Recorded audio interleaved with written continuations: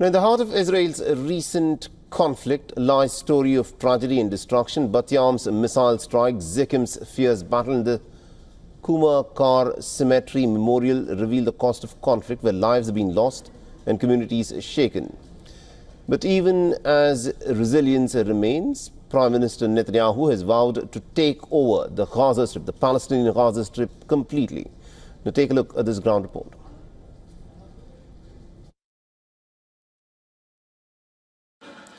I'm here in Bet Yam. This is one of the locations where the Iranian strikes took place, and you can see the extent of the damage that has been caused on the ground. The damage to this living room, a living room of a family here, perhaps waiting for their dinner. And you can see how the window panes have been blown apart with the explosion that took place. Now, this conflict started in the month of June, and we saw both sides trading missiles, and there has been a human cost on both sides. Both sides ultimately achieved a ceasefire, but this is a fragile ceasefire.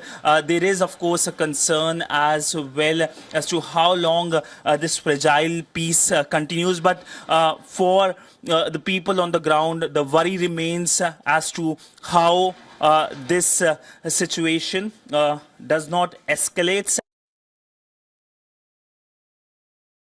I'm here just outside the Zichem kibbutz. This was the location of one of the attacks that took place on 7th of October, but not much damage could happen.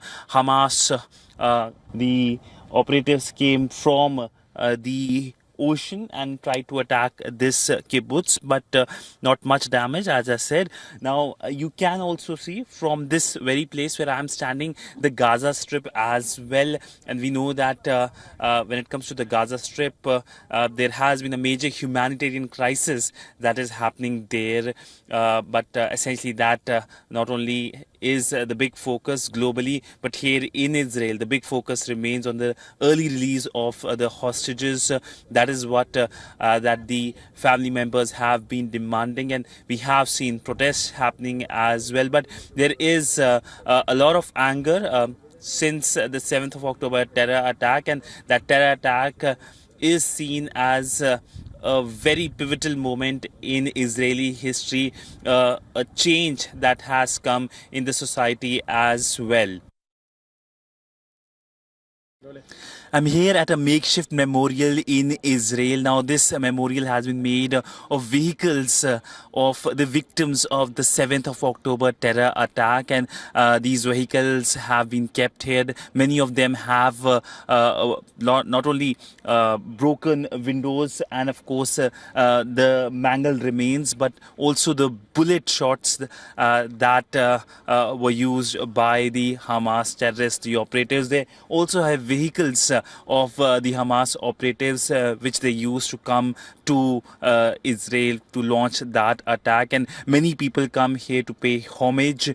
Of course, the big focus remains on the early release of the hostages, and that is what many whom we spoke to talked about, and they hope that they will be released very soon. But here, this is a reminder of the devastation of the terror attack that took place on 7th of October by Hamas, and something that shook Israel in many ways. With video journalist Neeraj Patel, Siddhant Sibal for WION in Israel.